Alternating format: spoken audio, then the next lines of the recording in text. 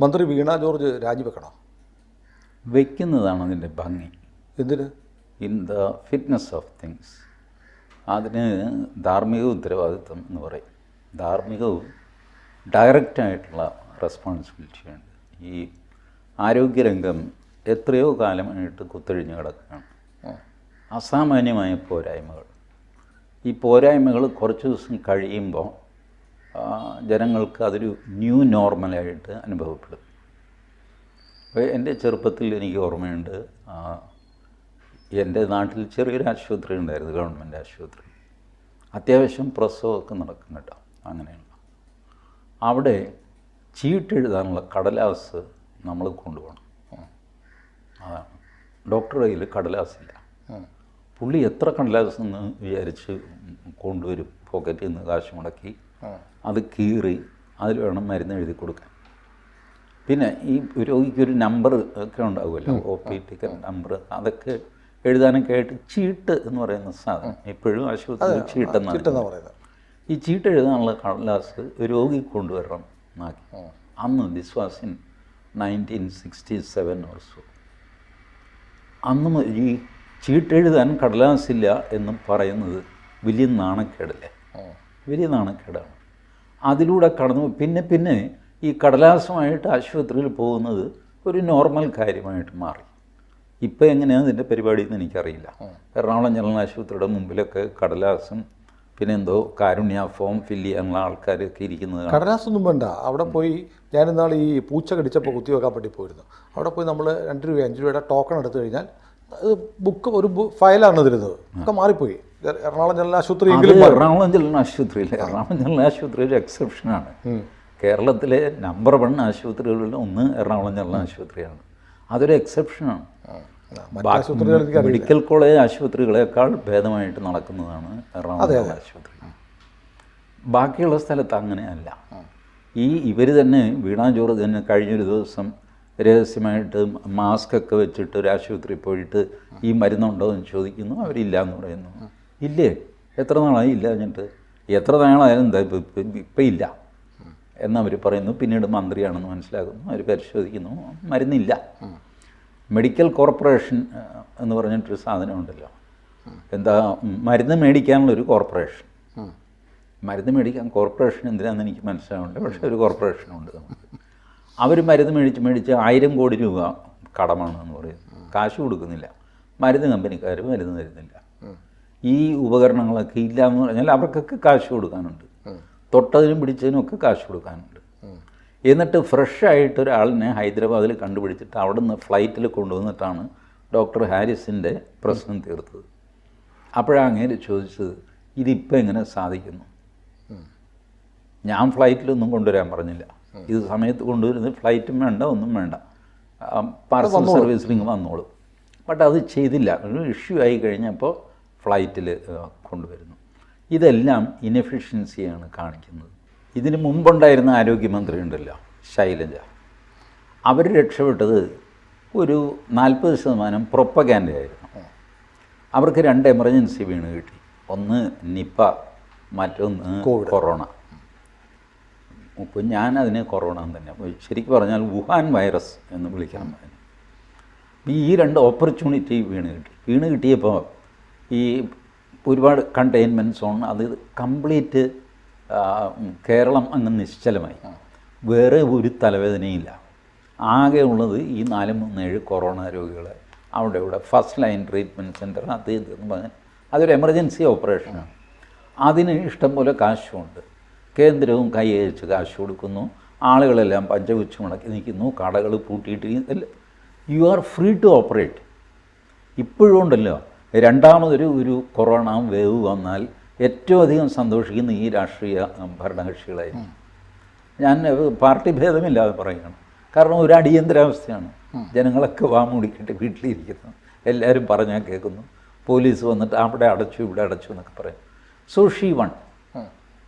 അപ്പോൾ അവർക്ക് അതിൻ്റെ പേര് കിട്ടി. ഈ അടിയന്തരാവസ്ഥക്കാലത്ത് മുഖ്യമന്ത്രിയായിരുന്ന ആളാണ് അച്യുതമേനോൻ. കേരളം കണ്ട ഏറ്റവും മികച്ച ഭരണാധികാരി. കാര്യം എന്താ? അടിയന്തരാവസ്ഥയായിരുന്നു. അപ്പോൾ അതുകൊണ്ട് മറ്റ് പ്രശ്നങ്ങളൊന്നുമില്ല. മറ്റു പ്രശ്നങ്ങളൊന്നുമില്ല, സുഖമായിട്ട് ഭരിക്കാം. അങ്ങനെ പുള്ളി പേരെടുത്ത് വെച്ചോളൂ. പിന്നെ ചേട്ടാ, എനിക്കൊരു സംശയം. ഇപ്പം നമ്മൾ ഈ വീണ ജോർജിനെ കുറ്റം പറയുമ്പോൾ ഈ ചേട്ടൻ പറഞ്ഞ പോലെ ഈ PR കൊണ്ടും ഈ അടിയന്തരാവസ്ഥയുടെ ആനുകൂല്യം പറ്റിക്കൊണ്ടും ശൈലജ ഉണ്ടാക്കിയെടുത്ത ഒരു ഇമേജ് ഉണ്ട്. ആ ഇമേജുമായി കമ്പയർ ചെയ്തിട്ട് വീണയെ അറ്റാക്ക് ചെയ്യുകയല്ലേ? അല്ല, അതോടെ CPM ഒരു ധാരണ പറഞ്ഞു, കേരളം ആരോഗ്യത്തിൽ നമ്പർ 1, നമ്മളെ കഴിഞ്ഞ് വേറെ ആരുമില്ല, ഇതൊക്കെ അങ്ങ് നടന്നോളും എന്നൊക്കെ വിചാരിച്ചു. ശൈലജയുടെ സാമർഥ്യമൊന്നും പോരാ കേരളത്തിലെ ആരോഗ്യരംഗത്തിൽ. ഇപ്പം ശൈലജയുടെ അത്രയും സാമർഥ്യം പോലും ഇല്ലാത്തതെന്ന് വെച്ചാൽ കമ്പാരിറ്റീവ്ലി വീണ ജോർജിനെ ഏൽപ്പിച്ച് കഴിഞ്ഞപ്പോൾ ഇതെല്ലാം കൂടെ കുളമായി. അവർക്ക് എന്ത് ചെയ്യണമെന്ന് അറിയില്ല. ഒരു വകുപ്പ് ഭരിക്കുക എന്നൊക്കെ പറഞ്ഞാൽ ചില്ലറ കാര്യമൊന്നുമല്ല. ഞാൻ പറയട്ടെ, ഈ വീണ ജോർജ് അടക്കമുള്ള മന്ത്രിമാരുടെ പ്രധാന ജോലി എന്താണെന്നറിയാമോ? നേരം വെളുത്താൽ ഈ ജീവനക്കാരുടെ ട്രാൻസ്ഫർ, പ്രൊമോഷൻ, അവരുടെ ഊമക്കത്ത് പരിപാടി, ഇതൊക്കെയാണ് മേശപ്പുറത്ത് വരുന്നത്. ആരോഗ്യവകുപ്പിലെ ജീവനക്കാരുടെയും നഴ്സുമാരുടെയൊക്കെ ട്രാൻസ്ഫറും പ്രൊമോഷനും എത്ര ഗുരുമാല പിടിച്ച കാര്യമാണെന്നറിയാമോ? സർവീസ് ചട്ടങ്ങളുടെ ലംഘനം, അയാൾക്ക് കൊടുത്തു എനിക്ക് തന്നില്ല, മറ്റേയാൾക്ക് ഗ്രേഡ് കൊടുത്തില്ല, എൻ്റേത് 93 മുതൽ കൂട്ടേണ്ടതായിരുന്നു, പക്ഷേ 96 മുതലാണ് കൂട്ടിയിട്ട്, ഇങ്ങനെ പരാതികൾ വന്നുകൊണ്ടിരിക്കും. ഇവരുടെ പരിപാടി തന്നെ ഇവരുടെ ബ്യൂറോക്രസിയുടെ കാര്യങ്ങൾ നോക്കുക എന്നുള്ളതാണ്. അതൊക്കെയാണ് ഇവരുടെ നിസ്സഹായാവസ്ഥ. അതിനൊരു സംവിധാനം ഉണ്ടാക്കണം. ഇപ്പോൾ എന്ത് വാങ്ങിക്കോട്ടെ, ഡിഫൻറ്റാണ് ഭരണപരിഷ്കാര കമ്മീഷൻ, അച്യുതാനന്ദൻ ചെയർമാനായിട്ടുള്ള ഭരണപരിഷ്കാര കമ്മീഷൻ. ഇതിനു മുമ്പ് നിയമപരിഷ്കാര കമ്മീഷൻ ഉണ്ടായിരുന്നു, കൃഷ്ണയ്യരുടെ കമ്മിറ്റി. ഇവരൊക്കെ ഒരുപാട് റെക്കമെൻഡേഷൻ കൊടുക്കുന്നുണ്ട്. അതനുസരിച്ച് ഒരു കാര്യം പോലും ഇവർ ചെയ്യുന്നില്ല. കേരളത്തിലല്ല, ഇന്ത്യൻ സംസ്ഥാനങ്ങളിലെ ഒരു 40-45% നിയമങ്ങളും ചട്ടങ്ങളും കാലഹരണപ്പെട്ടതാണ്, എടുത്തു കളയേണ്ടതാണ്. ഫോർ എക്സാമ്പിൾ ഞാൻ പറയാം, നമ്മളുടെ തിരുവിതാംകൂർ ദേവസ്വം നിയമമുണ്ടല്ലോ, ആ ദേവസ്വം നിയമത്തിൽ ഇപ്പോഴും എഴുതി വച്ചിരിക്കുന്നത് ശിക്ഷ ട്രാവൻകൂർ പീനൽ കോഡ് വെച്ചിട്ടാണ് എന്നാണ്. അച്ചടിച്ച നിയമം ഇപ്പോൾ പോയി ഒരു ബുക്ക് സ്റ്റോളിൽ നിന്ന് മേടിച്ചോ, അതിൽ അച്ചടിച്ചിരിക്കുന്നത് ട്രാവൻകൂർ പീനൽ കോഡ് അനുസരിച്ചുള്ള ശിക്ഷ കൊടുക്കണം. അതുപോലും മാറ്റിയിട്ടില്ല. ഇതൊന്നും ആരും വായിച്ച് നോക്കാറില്ല. ഒരു നിയമവും ഒരു മനുഷ്യൻ വായിച്ച് നോക്കാറില്ല. എന്തെങ്കിലും ഡിസ്പ്യൂട്ടൊക്കെ ആയി കോടതിയിൽ പോകുമ്പോൾ കോടതി ഇത് ചൂണ്ടിക്കാണിക്കും. പക്ഷെ ചൂണ്ടിക്കാണിച്ചാൽ പോലും ഇത് തിരുത്തേണ്ടത് ലെജിസ്ലേറ്റീവാണ്, അവർ തിരുത്തുകയില്ല. അങ്ങനെ ദുരിതമായി കഴിഞ്ഞപ്പോഴാണ് നരേന്ദ്രമോദി കേന്ദ്രത്തിലുണ്ടല്ലോ, ലോ കമ്മീഷൻ്റെ ശുപാർശകൾ എടുത്തിട്ട് കണ്ണുമടച്ച് 1800 നിയമങ്ങൾ അങ്ങോട്ട് ലാപ്സാക്കി. 1800. എന്ത് സംഭവിച്ചു ഈ നാട്ടിൽ? ഒന്നും സംഭവിച്ചില്ല. എല്ലാവരും പറഞ്ഞു അല്ല 1800 എണ്ണം. പുള്ളി പറഞ്ഞു 1800 എണ്ണം പരിശോധിച്ചിട്ടാണല്ലോ ലോ കമ്മീഷൻ റിപ്പോർട്ട് വന്നിരിക്കുന്നത്. താനങ്ങോട്ട് അത് ലാപ്സാക്കിയിട്ട് ലോക്സഭയിൽ അവതരിപ്പിക്കുന്നു. ലാപ്സാക്കി അവതരിപ്പിച്ചു, ഒന്നും സംഭവിച്ചില്ല. വർഷം എത്രയും ഒരു ആകാശം ഇടിഞ്ഞു വീണില്ല. കാരണം ആവശ്യമില്ലാത്ത നിയമങ്ങളാണ് ഇത്. അവനവൻ്റെ ആൾക്കാരെ തിരികെ കയറ്റാനായിട്ട് ഓരോ ചട്ടങ്ങൾ ഉണ്ടാക്കുക, ഓർഡിനൻസ് കൊണ്ടുവരിക, അത് പിൻവലിക്കുക, ഇങ്ങനത്തെ കളികൾ ഇവർ തന്നെ ചെയ്യുന്നു. ഇന്ദ്രജിത് ഗുപ്ത ആഭ്യന്തരമന്ത്രിയായിരുന്നു നമ്മളുടെ ദേവഗൗഡയുടെ കാലത്ത് മാറ്റം. ഇന്ദ്രജിത് ഗുപ്ത 1.5 കൊല്ലം ഇരുന്നു ആഭ്യന്തരമന്ത്രിയായിട്ട്. കേന്ദ്ര പ്രതിരോധ മന്ത്രി, ആഭ്യന്തരമന്ത്രിയല്ല, പ്രതിരോധ മന്ത്രി. പുള്ളി പറഞ്ഞു ഞാൻ ആദ്യമായിട്ടാണ് മന്ത്രിയാകുന്നത്. ഞാൻ വിചാരിച്ചു എൻ്റെ മേശപ്പുറത്ത് ആയുധങ്ങൾ വാങ്ങാൻ അതിനെതിരെയൊക്കെയുള്ള ഫയൽ വരും. ഒന്നുമില്ല. പട്ടാളക്കാരുടെ പ്രൊമോഷൻ, ട്രാൻസ്ഫർ, പരാതി, തൊഴുത്തിൽ കുത്ത്, തമ്മിൽ കുത്ത്, അവിടെ ഉണ്ടല്ലോ. പട്ടാളക്കാർക്കും അവരുടെ താല്പര്യങ്ങളൊക്കെ ഉണ്ടല്ലോ. ഈ ഫയലുകളാണ്. ഇത് നോക്കിയിട്ട് തന്നെ എനിക്ക് സമയം കിട്ടുന്നില്ല. പിന്നെ നിങ്ങൾ എൻ്റെ നേർക്ക് മിസൈലില്ലേ, ആറ്റം ബോംബില്ലേ എന്നൊക്കെ ഞാൻ എൻ്റെ കയ്യിൽ കടലാസ് വരണം, ഒന്നും അറിയുന്നില്ല. എനിക്ക് രാവിലെ ആഫീസിൽ പോയിട്ട് അവിടെ ആ ബിൽഡിംഗ് മുഴുവൻ നടന്നിട്ട് ആറ്റം ബോംബ് എവിടെ ഇടും ചോദിച്ച് അന്വേഷിച്ച് നടക്കാൻ പറ്റുമോ? ആരെങ്കിലും കൊണ്ടുവന്ന് തരണ്ടേ? ഇല്ല. പുള്ളി പറഞ്ഞു ഒരൊറ്റ ഫയൽ ഞാൻ കണ്ടിട്ടില്ല ആയുധ പർച്ചേസിൻ്റെ, എല്ലാം പ്രൊമോഷൻ്റെയും ട്രാൻസ്ഫറിൻ്റെയും.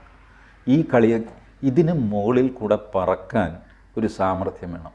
പക്ഷേ ഇവിടെ അതില്ലാത്തവർ, ഞാൻ പറയുന്നത് നിരന്തരമായ പരാജയങ്ങൾ ഉണ്ടാകുമ്പോൾ അതിൻ്റെ ധാർമ്മിക ഉത്തരവാദിത്തം ഏറ്റെടുത്ത് സൊസൈറ്റിക്ക് നല്ലൊരു സിഗ്നൽ കൊടുക്കേണ്ടത് രാഷ്ട്രീയക്കാരൻ്റെ ചുമതലയാണ്. അവിടെയാണ് ഈ വീണ പറയുന്നത് ഞാനല്ല, ഇതിനൊക്കെ ഒരു സിസ്റ്റമുണ്ട്. മന്ത്രിക്ക് ഇപ്പോൾ കോട്ടയത്തെ ആശുപത്രി കെട്ടിടം ഇടിഞ്ഞു വേണം, വീണയെ പഠിക്കുന്നതിന് 45 വർഷം മുമ്പ് വീണ മന്ത്രിയാവുന്നതിനെ കുറിച്ച് ചിന്തിക്കുന്നതിന് മുമ്പുണ്ടായ കെട്ടിടമാണ്. സിസ്റ്റമാണ് പ്രശ്നം. സിസ്റ്റം ഏത് മന്ത്രി മാറിയാലും സിസ്റ്റം തുടരുകയാണ്. അതിന് വീണ സിസ്റ്റം മാറ്റാൻ വീണയ്ക്ക് എന്താ പ്രയാസം?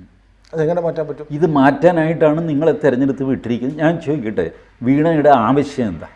വീണ തന്നെ ഒന്ന് പറയട്ടെ. എന്നെക്കൊണ്ട് ഈ കേരളത്തിൽ എന്താണ് ആവശ്യം? ഒരു ഉത്തരവാദിത്വം എൻ്റെ അല്ല. ഈ കെട്ടിടം ഞാൻ ജനിക്കുന്നതിന് മുമ്പ് വെച്ചത്, ആ കെട്ടിടം ഞാൻ ജനിച്ചതിന് ശേഷം വെച്ചത്, വേറൊരു കെട്ടിടം വെച്ച് ഞാൻ അറിഞ്ഞിട്ടേ ഇല്ല. ഇതൊന്നുമില്ല, മരുന്നില്ല, മന്ത്രമില്ല, എനിക്കൊന്നും അറിയാമല്ല, ഞാനിതിന് ഉത്തരവാദിയല്ല. പിന്നെ എന്താണ് നിങ്ങളുടെ ഉത്തരവാദിത്വം? നിങ്ങളുടെ ഉത്തരവാദിത്വം എന്താണെന്ന് നിങ്ങൾ തന്നെ ഒരു പത്രപരസ്യം കൊടുക്കാമോ? 10 കാശ് ചിലവില്ല, സർക്കാർ കാശ് കൊടുക്കുമല്ലോ. ആരോഗ്യവകുപ്പിലെ മന്ത്രിയുടെ ഉത്തരവാദിത്വം എന്ന് പറഞ്ഞിട്ടൊരു 10 എണ്ണം എഴുതി പ്രസിദ്ധീകരിക്കുക. അല്ല, അങ്ങനെ പറയുകയാണെങ്കിൽ ഒരു മന്ത്രിയുടെ ആവശ്യം. You are responsible for everything in the health department, everything in the health department. That is why you are the minister. എന്തുകൊണ്ടാണ് ഒരു തീവണ്ടി അപകടം ഉണ്ടായപ്പോൾ ലാൽ ബഹദൂർ ശാസ്ത്രി രാജിവെച്ചത്? ആദ്യത്തെ രാജി നെഹ്റു അംഗീകരിച്ചില്ല. വീണ്ടും തീവണ്ടി അപകടം ഉണ്ടായി, വീണ്ടും രാജി കൊടുത്തപ്പോൾ നെഹ്റു അംഗീകരിച്ചു. അല്ല, നിങ്ങൾ അത്രയും ഉയർന്ന ധാർമ്മിക നിലവാരത്തിലേക്ക് പോകണ്ട. പക്ഷേ എല്ലാം കൂടെ എവരി ട്രെയിൻ ആക്സിഡൻറ്റിലാകുന്നു. ഒരു സാധനവും നേരെ ചൊവ്വേ നടക്കാതെ കുത്തഴിഞ്ഞ് കിടക്കുന്നു. ഈ അവസ്ഥയിൽ ഒന്നുകിൽ അത് നേരെയാക്കുക, അല്ലെങ്കിൽ നിങ്ങൾ രാജിവെക്കുക. രാജി ഒരു രാഷ്ട്രീയ പ്രവർത്തനമാണെന്ന് MN വിജയൻ പറഞ്ഞിട്ടുണ്ട്. നിങ്ങൾ രാജിവെക്കുക, അതൊരു രാഷ്ട്രീയ പ്രവർത്തനമാണ്. CPM-ന് കുറച്ചുകൂടെ അന്തസ്സുള്ള പാർട്ടിയായിട്ട് ജനം വിലയിരുത്തും. ഒന്നുമില്ലെങ്കിൽ അവർ ഉത്തരവാദിത്തം ഏറ്റെടുക്കുന്നു. അതുകൊണ്ട് തകരാറെന്താ എനിക്ക് മനസ്സിലാകുന്നില്ല. ഐ ടേക്ക് ദ റെസ്പോൺസിബിലിറ്റി എന്ന് പറഞ്ഞിട്ട് രാജിവെക്കുക, വേറൊരു മന്ത്രിയെ വയ്ക്കുക. അതും നിങ്ങൾക്ക് മന്ത്രിയായിരിക്കണം എന്നൊരു മോഹമുണ്ട് ഉള്ളിൽ, ഇല്ലേ? ആർക്കില്ലാത്ത? അത് പറയാം, അതും പറഞ്ഞാൽ മതി. പക്ഷെ എന്നാലും ഇങ്ങനെ വേട്ടയാടാമോ? അതാണ് വീണ ചോദിക്കുന്നത്. എന്നെ അങ്ങ് വേട്ടയാടുകയാണ്. അല്ല, ഇപ്പോൾ ചെയ്യുമല്ലോ. When you don't take responsibility, people will blame U. നിങ്ങളുടെ ഓപ്പോസിഷനിലുള്ളവർ അതിൽ നിന്ന് രാഷ്ട്രീയം മുതലെടുപ്പ് നടത്തും. അതിലെന്താ സംശയം? അതല്ലേ രാഷ്ട്രീയം. അത് ചെയ്യരുത്, ഞാൻ എന്ത് ചെയ്ത് കഴിഞ്ഞാലും ബാക്കിയുള്ളവർ പഞ്ചപുച്ഛം അടക്കി തൊഴുതു നീക്കണമെന്ന് പറയാമോ? വീണ രാജിവെക്കുമോ? വെക്കുമെന്ന് എനിക്ക് തോന്നുന്നില്ല. അവരുടെ പാർട്ടിയുടെ ധാർഷ്ട്യം നോക്കിക്കഴിഞ്ഞാൽ ഇതല്ല, ഇതിനപ്പുറം സംഭവിച്ചു കഴിഞ്ഞാലും വീണ രാജിവെക്കില്ല. അപ്പോൾ നമുക്കിങ്ങനെ പറഞ്ഞുകൊണ്ടിരിക്കുക. പക്ഷേ ഒരു കാര്യമുണ്ട്, മുഖ്യമന്ത്രിക്ക് താല്പര്യമുണ്ടെങ്കിൽ ഇതിനു മുമ്പേ രാജിവെച്ചേനെ. മുഖ്യമന്ത്രിക്ക് താല്പര്യമുള്ളതുകൊണ്ടാണ് EP ജയരാജൻ രാജിവെച്ചത്. അല്ല, ചില കഥകൾ പറയുന്നുണ്ട്, അമേരിക്കയിൽ നിന്ന് പിണറായി വന്ന ഉടൻ വീണയുടെ രാജി ഉണ്ടാവും എന്ന് കേൾക്കുന്നു. അല്ല, അത് പാർട്ടി മുഖ്യമന്ത്രിക്ക് തോന്നുകയാണ് വീണയെ രാജിവെപ്പിക്കുന്നതാണ് നല്ലത്. അങ്ങനെയാണെങ്കിൽ ആ സെക്കൻഡിൽ വീണ രാജിവെക്കും. അങ്ങനെ രാജിവെച്ചിട്ടുണ്ട്. അതല്ല ഞാൻ പറഞ്ഞു. ശശീന്ദ്രൻ രാജിവെച്ചു, തോമസ് ചാണ്ടി ആരും പോയല്ലേ പറ്റൂ, EP ജയരാജൻ രാജിവെച്ചു. ഇതൊക്കെ ആ അവസരങ്ങളിൽ ഇതുപോലെ ഡിഫെൻഡ് ചെയ്യാമായിരുന്നു. EP ജയരാജൻ്റെ കേസെടുത്തു. EP ജയരാജനാണോ ആ അപ്പോയിൻമെൻ്റ് ഒപ്പിട്ടത്? അതെ, ഇല്ല. ബട്ട് EP ജയരാജൻ മുഖ്യമന്ത്രി പറഞ്ഞു അത് ശരിയായില്ല എന്ന്, രാജിവെച്ചു. മുഖ്യമന്ത്രി തിരുവനന്തപുരത്ത് പോലും അല്ല, കോഴിക്കോട് നിന്നാണ് പറഞ്ഞത് അത് ശരിയായില്ല എന്ന്. EP ജയരാജൻ രാജിവെച്ചു. തോമസ് ചാണ്ടി രാജിവെക്കേണ്ട ഒരു കാര്യമില്ല. തോമസ് ചാണ്ടിക്കുള്ള പല ബിസിനസ്സിലൊരു ബിസിനസ്സാണ് റിസോർട്ട്. ആ റിസോർട്ട് വേലി കെട്ടിയപ്പോൾ പുറമ്പോക്ക് കയറ്റി വേലി കെട്ടിയെന്ന് പറഞ്ഞുകൊണ്ട് അത് ആ റിസോർട്ടുകാർ അളന്നിട്ട് തിരിച്ചിട്ട് അത് പുറത്താക്കി വേലി കെട്ടിയാൽ പോരെ, കാര്യം തീർന്നില്ല. ആ വലിയ ബഹളമൊക്കെ വെച്ചിട്ട് അങ്ങനെ കൊണ്ട് രാജിവെപ്പിച്ച് പാവം മരിച്ചും പോയി. എന്ത് കാര്യം? അപ്പോൾ മുഖ്യമന്ത്രിക്ക് തോന്നിക്കഴിഞ്ഞാൽ രാജിവെക്കും. ഏതായാലും മുഖ്യമന്ത്രി വരട്ടെ. മുഖ്യമന്ത്രി വന്നിട്ട് ഒന്നും ഒരു ചുക്കും ചെയ്യാനില്ല. മുഖ്യമന്ത്രി വരികയോ പോവുകയോ ചെയ്യുന്നതൊന്നും സംസ്ഥാനത്തെ ബാധിക്കുന്നില്ല. അല്ല, നമുക്ക് പ്രതീക്ഷിക്കാൻ എന്തെങ്കിലും വേണ്ടേ? ഒരു പ്രതീക്ഷയും എനിക്ക് ഈ സർക്കാരിലൊന്നുമില്ല. ഞാനതുകൊണ്ട് കേരള രാഷ്ട്രീയത്തെപ്പറ്റി തന്നെ ഒരു അക്ഷരം വേണ്ടാത്തത് കൊണ്ടാണ്. നമ്മൾ കുറേയായി കേരള രാഷ്ട്രീയം സംസാരിച്ചിട്ടും. അതെ, ഒരു മാന്യന്മാർക്ക് സംസാരിക്കാൻ പറ്റിയ ഒരു വിഷയമല്ല കേരള രാഷ്ട്രീയം. കൂടുതൽ വാർത്തകളും വിശേഷങ്ങളും നിങ്ങളിലേക്ക് എത്താൻ ABC മലയാളം സബ്സ്ക്രൈബ് ചെയ്യുക, ബെൽ ബട്ടണും അമർത്തുക.